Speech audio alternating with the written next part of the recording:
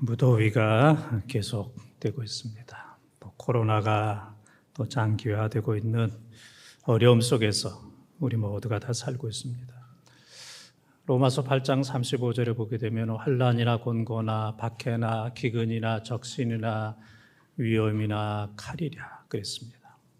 또 로마서 8장 37절에 보게 되면 이러한 것들을 예수 그리스도의 능력으로 넉넉히 이기느니라 그랬습니다. 간신히 이기는 게 아니고 넉넉히 이기는. 오늘도 예배 드리면서 또 주의 은혜와 능력으로 우리 앞에 닥쳐진 모든 어려움을 넉넉히 이기는 이러한 은혜가 우리 모든 성도들에게 임하기를 바랍니다. 미래학자 최윤식 박사는 한국인의 오중 고통 그런 얘기를 했습니다. 한국 사람의 오중 고통. 첫째는 실업 위기. 언제 일이 끝날지 모릅니다. 실업 위기. 두 번째는 집 마련 부담. 집, 아파트, 큰 집, 집 마련 부담. 세 번째는 자녀 교육. 옛날에는 그냥 아들, 딸로 끝났는데 요즘에는 아들, 딸로 끝나는 게 아니고 손잡고지 해줘야 되는, 끝이 없습니다. 네 번째는 양가 부모 부양. 양가의 부모를 부양해야 되는. 다섯 번째는 자신의 노후와 미래 불안. 이것이 바로 현대를 살고 있는 한국인의 오중 고통이다. 그렇게 이야기를 하고 있습니다. 코로나로 인해서 재정적으로, 경제적으로 또 미래가 보이지 않는 이런 어려움 속에서 많은 분들이 또 힘들어하고 있습니다. 지금까지도 잘 참았지만은 이 앞으로 어떻게 참을 수 있을 것인가 이제 걱정하는 분들이 많이 있습니다.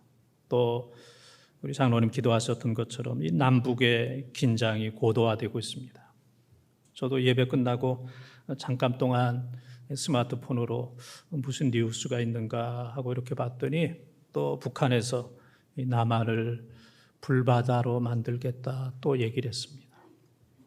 뭐 여러 번 그랬지만은 그러나 사실 이번에 북한이 남북 공동 그 사무소를 파괴한 그런 거라든지 또 미사일이라든지 포라든지 잠수함이라든지 이런 무기를 끊임없이 핵무기를 개발한 것을 보게 되면은 그 사람들에게는 참 그러한 능력이 있어요.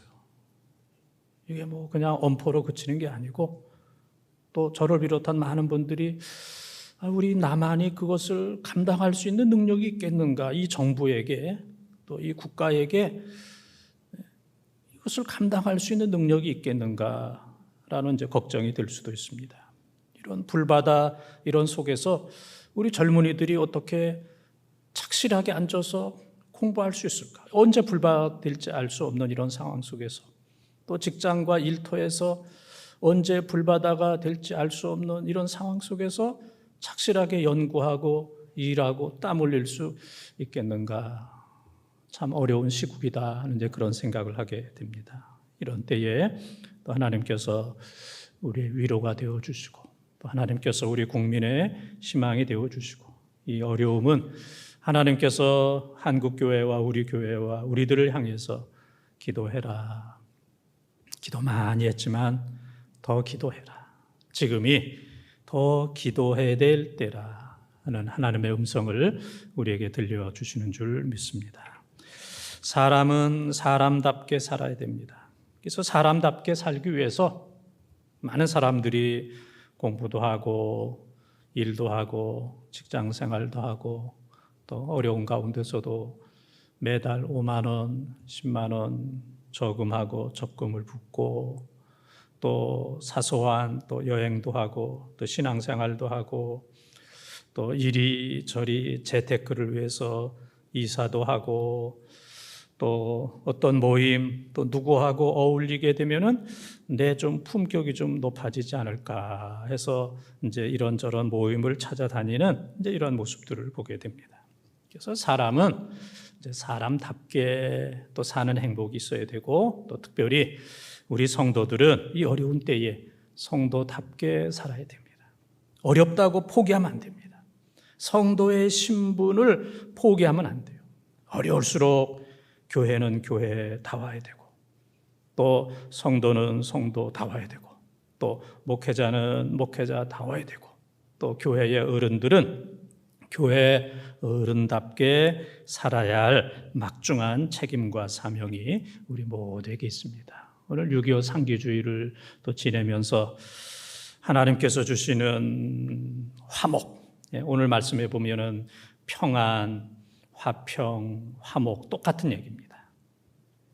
평안, 화평, 화목. 이 하나님께서 우리 모두에게 마음에 또 화목을 주시고, 가정에 화목을 주시고, 교회에 화목을 주시고, 남북으로 유일하게 분단된 우리나라 위에 하나님께서 주시는 화목이 충만하기를 주님의 이름으로 축원을 드립니다. 화목은 하나님의 명령입니다. 첫째 따라하겠습니다. 불화의 사람, 불화의 사람. 오늘 11절 12절을 함께 통독합니다. 그러므로 생각하라. 너희는 그때에 육체로는 이방인이요 손으로 육체에 행한 할례를 받은 무리라. 칭하는 자들로부터 할례를 받지 않은 무리라. 칭함을 받은 자들이라. 그때 너희는 그리스도 밖에 있었고 이스라엘 밖에 난 사람이라. 약속의 언약들에 대하여는 외인이요 세상에서 소망이 없고 하나님도 없는 자이더니. 아멘. 이 말씀은 이제 유대인의 입장에서 이방인을 본 이제 그러한 말씀인데, 여기 앉아 있는 우리들은 또 유대인도 아닙니다. 또 하나님을 또 잘 섬겼던 그런 사람들도 아닙니다. 우리는 한국 사람이고, 또 옛날에는 유교, 불교, 무당, 이런 신 저런 신 우상을 섬겼던 이스라엘 사람들이 바알과 아세라를 섬겼던 그런 것처럼, 이방인들이 섬겼던 것처럼 우리는 수 없는 신을 많이 섬겼던 이제 그러한 사람들입니다. 그래서 과거에 우상을 섬겼고 죄를 지었고 하나님을 알지 못했고 하나님과의 관계도 없었고 하나님을 찾은 적도 없었던, 정말 본질적으로 보면은 진로의 자식입니다. 본질적으로 보게 되면은 하나님의 진로를 100번, 1000번 받아야 마땅한 이제 그런 백성임에도 불구하고 하나님께서 길이 그리고 오래 참으심으로 오늘 우리가 하나님의 자녀가 되었습니다. 어떤 강도가 이 보석상에 들어갔어요. 그런데 그 강도는 다른 강도 같지 않고 물건을 훔쳐나오는 게 아니고 그냥 물건의 가격표를 바꿔버렸어요. 비싼 거에는 싼 거, 싼 거에는 비싼 거. 그런 상황 속에서 이 주인이 장사하다 보니까 망하게 되어버렸습니다. 비싼 거를 그냥 싸게 팔았으니까 망하게 되었어요. 싼 거는 사람들이 사가지도 않는데 비싼 거를 싸게 붙였으니까 그것을 다 사가서 이제 망하게 되었다는 이제 그런 얘기입니다. 오늘날 사탄이 우리들에게 찾아와서 어떤 정체성의 혼란을 가져오게 되고 자아상을 잃어버리게 됩니다. 원래 우리는 창세기 1장 28절에 하나님의 형상대로 지음을 받은 사람이고, 창세기 1장 31절에 있는 말씀처럼 하나님 보시기에 심히 좋은, 하나님이 인간을 만드시고 하나님 보시기에 심히 좋았더라. 하나님의 형상에 따라서 하나님 보시기에 심히 좋은 존재인데 사탄이 우리에게 정체성을 상실하게 했어요. 그래서 많은 사람들이 나는 불행한 사람이다. 나의 인생은 끝났다. 나는 사람들로부터 또 버림을 받았고 하나님으로부터도 버림을 받았다. 나는 희망이 없는 사람이다. 나는 지옥 갈 사람이다. 이런 사람으로 우리를 만들어버렸다는 얘기예요. 우리 마음속에 하나님을 없애버렸어요. 그리고 우리 마음속에 우상으로 가득하게 했습니다. 이 사탄은 헬라어로 디아볼로스 그렇게 얘기합니다. 사탄, 귀신, 마귀를 디아볼로스, 고소하는 자, 고발자, 고소자, 비난자 이런 뜻입니다. 사탄은 계속해서 고소, 고발하고 우리를 비난하고 또 우리를 불화하게 하고 싸우게 하는 것, 사람들로 싸우게 하고 가정에서 싸우게 하고 교회에서 싸우게 하고 또 같은 민족인데도 오늘날처럼 싸우게 하는 것, 이게 다 배후에는 사탄이 하는 짓입니다. 사람은 대리자입니다. 대리자. 그냥 춤추는 거예요. 사탄이 뒤에서 조종하는 대로 우리는 그냥 춤추고 있습니다. 배후에는 악령, 귀신, 마귀, 사탄이 역사하고 있다는 사실을 우리는 꼭 기억을 해야 됩니다. 기독교 작가 필립 얀시라고 하는 사람은 인간이 두 가지 실패했다. 하나는 하나님의 무조건적인 은혜와 용서를 받는 데 실패했다.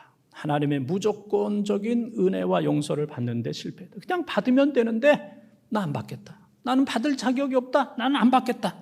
그래서 이 하나님의 무조건적인 은혜와 용서를 거절하고 거역한 거, 이게 한 가지 실수고, 두 번째 실수는 은혜와 용서를 나누는 데 실패했습니다. 은혜와 용서를 이웃 사람들과 가족과 교인들과 주위에 있는 사람들과 나누어야 되는데 이것을 나누지 못한 것. 그래서 인간이 두 가지 면에 있어서 실패했다, 그렇게 이야기를 하고 있습니다. 우리 마음속에 있는 사탄, 이거 다 물리치고 우리가 지금까지 섬겼던 모든 우상, 이거 다 버리고 우리 마음을 활짝 열어서 하나님을 영접하고 하나님의 형상대로 돌아가는 이러한 은혜가 우리 모든 성도들에게 임하기를 주님의 이름으로 축원을 드립니다. 두 번째 따라하겠습니다. 화평의 사람, 화평의 사람. 13절 14절을 통독합니다. 이제는 전에 멀리 있던 너희가 그리스도 안에서 그리스도의 피로 가까워졌느니라. 그는 우리의 화평이신지라. 둘로 하나를 만드사 원수된 곳 곧 중간에 막힌 담을 자기 육체로 허시고. 아멘. 13절 14절 중요한 말씀이고 특별히 14절 말씀은 아주 중요한 말씀이 있습니다. 주님께서 죄된 인간과 거룩하신 하나님 그 사이에 누구도 허물 수 없는 큰 담이 있었는데 예수님께서 그 담을 허무셨습니다. 무엇으로 허무셨느냐? 예수님이 친히 십자가에 달려 죽으심으로, 십자가에 달려 죽으심으로 하나님과 인간 사이에 있었던 그 담을 허무셔서 하나님이 인간으로, 인간이 하나님께로 교제할 수 있도록, 화목할 수 있도록 그런 은혜를 허락하여 주셨습니다. 예수님께서 십자가 위에서 흘리신 그 보배로운 피, 그 피만이 죄의 문제를 해결합니다. 그 피만이 우리를 구원하도록 합니다. 이 세상에는 수많은 피가 있지만은 아무런 의미와 가치가 없습니다. 그러나 보배로운 예수님의 그 피만이 우리의 죄를 깨끗하게 씻어주시고 그 피의 공로를 의지해서 우리가 하나님 앞으로 갈 수 있는 화평과 화목의 능력이 되신 겁니다. 그 은혜를 우리에게 우리 주님께서 허락하여 주셨습니다. 그래서 우리는 예수님의 그 보배로운 피, 예수님께서 우리를 위해서 요한일서 또 4장 10절에 화목제물이 되셔서 우리를 구원하신 그 사실을 우리는 분명히 믿기에 우리는 교회 안에서 신앙생활을 하고 있습니다. 그런데 우리가 교회 안에서 믿음 안에서 신앙생활을 하고 있지만은 우리도 모르는 사이에 교만해지는 이런 경우들이 있습니다. 우리도 모르는 사이에 교만해졌어요. 두 가지 증거를 볼 수가 있습니다. 하나는 예배를 드리면서도 하나님 앞에 예배 드리는 것을 아주 하찮게 생각하는 것. 이게 교만하다는 증거입니다. 예배 그렇지. 그렇게 생각합니다. 또 찬양이 그렇고 또 교회 안에 있는 사람들이 다 그렇고 또 설교가 그렇고 교회가 하는 일이 그렇고 언젠가부터 우리가 교회 안에 있으면서 교회 안의 일들, 교회에서 예배 드리는 것을 아주 하찮게 이렇게 생각하는 그런 경향이 있습니다. 만약 그런 경향이 우리 마음속에 조금이라도 있다면 내가 예수님의 피공로 그 은혜를 잊어버리고 내가 교만해졌구나 그렇게 생각을 하면 그것은 아주 맞는 얘기입니다. 또 한 가지는 우리가 신앙생활 하면서 쉽게 분노하는 것. 분노는 왜 하느냐면은 나는 언제든지 옳다. 나는 완전하다. 나는 실수가 없다. 그러나 내가 다른 사람을 볼 때, 교회를 볼 때, 다른 사람의 모습을 볼 때 옳지 못하다. 완전하지 못하다. 내가 기준이다. 나는 온전하다. 나와 다르다. 그럴 때 분노가 폭발하는 겁니다. 그래서 인간의 분노는 하나님의 의를 이루지 못하는 겁니다. 그래서 예배를 멸시하는 것과 쉽게 분노하는 것은 이건 교만의 상징인데, 대표적인 두 사람을 얘기한다면 구약 성경에 나오는 사울 왕이 그랬어요. 예배를 하찮게 생각했습니다. 또 한 사람은 우시아입니다. 우시아도 하나님 앞에 드리는 분향 예배를 하찮게 생각하다가 문둥병에 걸려서 비참하게 끝났고, 사울도 예배를 멸시하다가 하나님으로부터 버림을 받아 그의 인생이 길보아 전투에서 그의 세 아들과 함께 전사하는, 죽는 이런 비극적인 종말을 맞이하게 되었습니다. 제가 이 두 가지를 얘기했을 때 여러분 마음에 내 마음에 그런 마음이 있구나라고 생각하면, 하나님의 경고라고 생각하면 그 사람은 살 수가 있습니다. 하나님께서 나에게 경고하시는구나, 그것을 받아들이면 살 수가 있습니다. 또한 여러분 마음속에 나는 그런 게 없어, 그럼 그 사람은 겸손하게 그 마음을 끝까지 지키면 됩니다.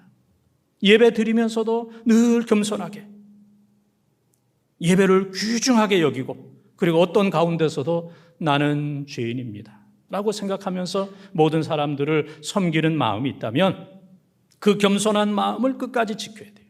그래서 시브리서 12장 4절에 피 흘리기까지 지키라 그랬습니다. 겸손한 것은 거저되는 것이 아니라 피 흘리는 각오가 있어야 겸손함을 얻을 수 있고, 또 시브리서 12장 2절에 있는 말씀처럼 믿음의 주여 온전케 하시는 예수를 바라보라. 늘 주님을 바라볼 때 겸손해집니다. 주님을 바라보면서 교만할 사람은 없습니다. 주님을 바라보지 않으면서 겸손할 사람은 없고, 주님을 바라보면서 교만할 사람도 없습니다. 그래서 우리는 늘 주님 바라볼 때 주님께서 우리들에게 낮고 겸손한 마음을 허락해 주십니다. 그래서 우리가 이 화평의 사람이 되기 위해서는 그 중에 하나는 귀를 열어야 됩니다. 귀를 열어서 하나님의 말씀을 잘 경청해야 됩니다. 하나님의 말씀을 잘 들어야 돼요. 두 번째는 우리가 지갑을 열어야 됩니다. 지갑을 연다 하는 얘기는 대접하고 섬긴다, 그런 얘기입니다. 가정에서도 나는 섬기는 사람이다.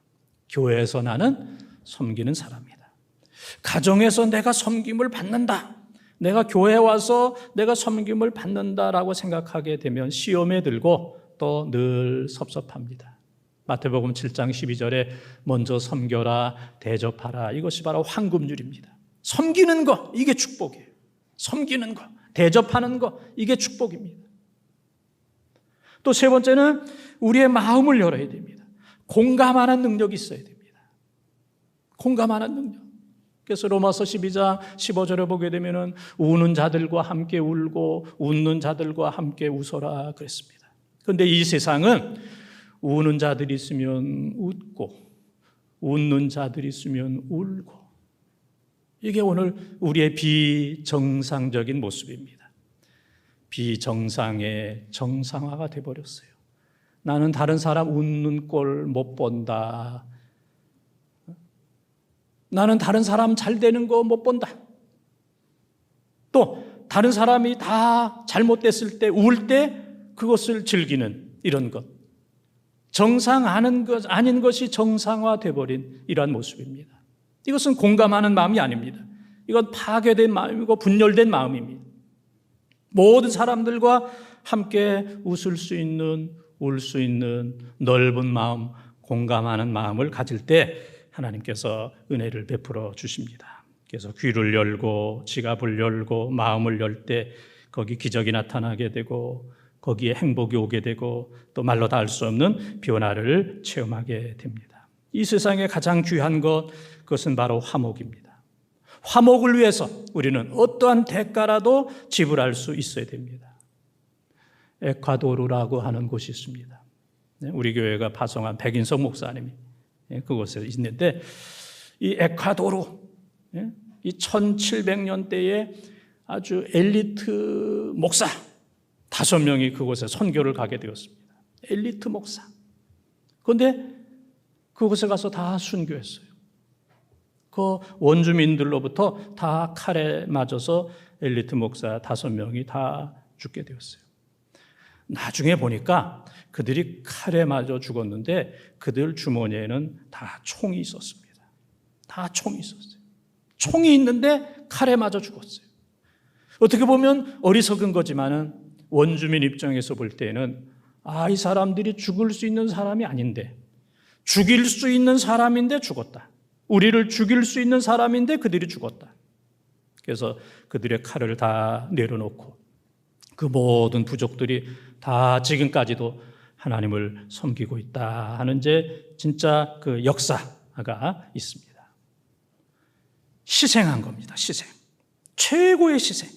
화목을 위해서, 선교를 위해서, 구원을 위해서 최고로 희생할 때 거기에 놀라운 하나님의 역사가 나타나는 줄 믿습니다.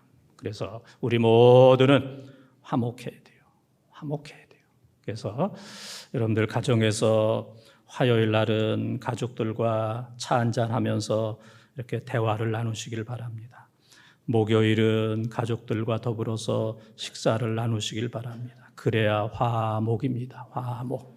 화요일 날 차 마시고 목요일 날 식사하고. 너무 그냥 큰 거부터 하려고 그러면 못해요. 큰 거부터 해서 화목해야 되겠다면 못합니다.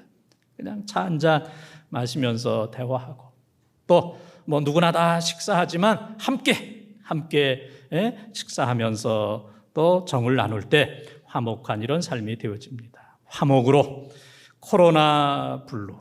코로나로 인해서 많은 사람들이 이런저런 우울증에 시달리고 있습니다. 이것을 이길 수 있는 것은 하나님께서 우리에게 선물로 주신 화목. 화목할 때 모든 어려움을 이길 수 있습니다. 화목하면 코로나도 이길 수 있고, 화목하면 또 이 더위도 이길 수 있고, 화목하면 어떤 시험도 이길 수 있습니다. 화목함으로 코로나를 비롯한 수많은 어려움으로부터 당당하게 승리하는 우리 본동 가족들이 다 되시기를 주님의 이름으로 축원을 드립니다. 세 번째 따라하겠습니다. 감사의 사람. 감사의 사람. 22절 말씀을 통독합니다. 너희도 성령 안에서 하나님이 거하실 처소가 되기 위하여 그리스도 예수 안에서 함께 지어져 가느니라. 아멘. 우리는 과거에 본질적으로 하나님의 백성도 아니고 할례 받은 사람도 아니고 이스라엘 백성 유대민족도 아닙니다. 또 우리가 하나님을 섬겼던 그런 사람도 아닙니다. 하나님의 진로의 자녀였으나 예수 그리스도를 통해서 우리가 하나님의 자녀가 되었습니다. 예수님의 피를 통해서 우리가 다 구원받았습니다. 그래서 이제는 우리가 하나님의 시민이 되었고, 또 권속이 되었고, 성령의 사람이 되었고, 그리스도의 일꾼이 되었습니다. 우리 같은 사람이 하나님의 자녀가 되었다는 것은 이건 천지개벽입니다. 이건 있을 수 없는 일이 있게 되었어요. 또 우리가 하나님의 자녀, 성령의 사람, 하나님과 화목한 사람이 되었다는 것, 그리고 우리 하나님께서 너희가 화목한 것처럼 세상에 화목하지 못한 사람들 속에 들어가서 화목해 하는 역할을 하라, 이런 사명을 받은 것은 우리 인생이 180도 달라졌다는 그런 얘기입니다. 그런데 보면 우리의 공로가 아니라 다 하나님의 은혜입니다. 다 하나님의 은혜. 그래서 우리나라 교인들이 제일 좋아하는 찬양이 하나님의 은혜로 이 쓸데없는 자. 하나님의 은혜로 우리가 하나님의 자녀가 되었어요. 에베소서 2장 8절 9절에 있는 것처럼 우리가 구원받은 것은 하나님의 은혜입니다. 하나님의 선물이에요. 그렇기 때문에 우리는 자랑할 수가 없어요. 우리가 자랑한다면 우리를 구원하신 그 하나님을 자랑할 뿐입니다. 그래서 우리에게 이렇게 다양한 놀라운 은혜를 베풀어 주신 하나님 앞에 우리는 감사하는 삶을 살아야 됩니다. 감사하되 순간적인 감사가 아니라 평생 감사하고, 한두 가지 감사가 아니라 범사에 늘 감사하는 이런 삶을 살아야 됩니다. 그래서 골로새서 3장 15절에는 우리를 향하여 너희는 감사하는 자가 되라 그랬습니다. 어떤 상황 속에서도 감사하는 자가 되라. 감사하는 자. 이 사람이 품격 있는 사람입니다. 똑같은 사람인데도 품위가 있는 사람이 있어요. 그래서 고린도서 14장, 로마서 14장 14절에 보게 되면은 너희는 질서 있고 품위 있게 살아라 그랬습니다. 품위 있게. 감사하는 사람은 품위가 있는 사람입니다. 감사하는 사람은 행복한 사람입니다. 그래서 여러분들은 감사하는 이런 삶을 꼭 사시기를 바랍니다. 제가 지금 감사하는 삶을 사십시오 그렇게 하고 여러분의 표정을 보니까 여러분의 표정이 감사할 거리가 있어야 살지. 지금 말은 안 하지만은 나도 감사하며 살고 싶습니다. 그러나 요즘 감사할 거리가 있어야, 감사할 것이 있어야 감사하지. 감사하지 못하는 나도 지금 안타깝습니다. 하나님 나로 하여금 감사할 수 있는 그런 조건을 주십시오라는 이제 그런 표정을 읽을 수가 있습니다. 이제 작은 글에 보게 되면은 감사는 우리가 어떻게 할 것인가. 그냥 요약을 하면 감사는 큰 것이 아니고 작은 것부터 우리가 감사해야 돼요. 또 감사는 먼 미래가 아니고 지금 감사해야 돼요. 또 감사는 기적적인 일에 감사하기보다는 매일의 일상에 감사하는 거. 오늘 하루하루 사는 거. 이 모든 것들이 다 감사의 조건입니다. 그래서 감사를 계속하다 보면 불평과 불만이 치료되는 것을 경험하게 됩니다. 사람이 달라지는 거예요. 감사하다 보면 사람이 달라져요. 이 불평과 불만의 이 고질적인 병을 고치는 약은 감사입니다. 감사. 그래서 감사는 감사를 불러일으킵니다. 그래서 이 세상에서 가장 부유한 사람이 됩니다. 이 세상에서 가장 부유한 사람은 재산이 많은 사람이 아니라 감사를 많이 하는 사람이 가장 부한 사람입니다. 그래서 감사하는 순간에 아름다워지는 거예요. 내가 아름다워지고 삶이 아름다워지고 모든 사람들이 아름답게 되는 겁니다. 그래서 감사는 하나님께서 주신 축복이고 우리 모두는 이 감사의 선교사가 되어야 됩니다.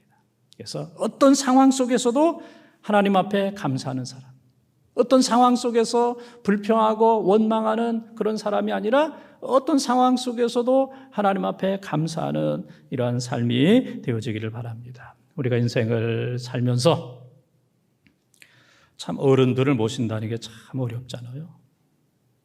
그래서 제가 예를 든다면 여러분들이 시부모를 모시는 거 그런 상황이 되어도 감사하시길 바랍니다. 내가 무슨 잘못을 했길래, 내가 어떻게 했길래 이렇게 시부모를 모셔야 되는가 그렇게 생각하지 말고 시부모를 모셔야 되는 이런 상황이 돼도 감사하시기를 바랍니다. 아멘이 없습니다. 아멘이 없어요. 시부모를 모시고 있다가 또한 장인과 장모를 함께 모시는 경우도 생깁니다. 이게 얼마나 어렵겠어요. 그래서 제가 가장 어려운 순간이 어떤 순간인가 연구하다가 시부모를 모시는 것, 그것도 부족해서 거기에다가 장인, 장모를 함께 동시에 모시는 것. 이야, 이거 정말 어려운 일이겠다. 이제 그런 분도 종종 계십니다. 우리의 인생이 그만큼 어려워도, 상상할 수 없을 만큼 어려워도 저런 상황 속에서는 도저히 감사할 수 없다라는 그런 상황이 되어도 하나님 앞에 감사하는, 골로새서 3장 15절 너희는 감사하는 자가 되라. 어떤 상황 속에서도 감사하는 그런 삶이 되기를 바랍니다. 다니엘서 6장 10절에 보게 되면은 여러분들이 잘 아시는 대로 다니엘이 하나님 앞에 기도하면 이제 사자굴 속에 들어가서 죽게 되는 거예요. 사자굴 속에 들어가면서 죽게 되는 거예요. 그런데도 높은 곳에서 창문을 열어놓고 하루에 3번씩 하나님 앞에 무릎을 꿇고 예루살렘을 향하여 하나님 앞에 기도했다. 그리고 기도했다 그 다음에 보게 되면 하나님 앞에 감사하였더라 그랬습니다. 이 다니엘의 감사는 시부모, 장인 장모 모시는 거와는 비교할 수 없을 정도로 기도하면 이제 사자굴 속에 들어가서 사자의 밥이 되는 그런 상황 속에서도 하나님 앞에 기도하고 뭐 하였더라? 감사하였더라 그랬습니다. 참 우리가 흉내내기 어려운 감사죠. 이게 정말 진짜 감사.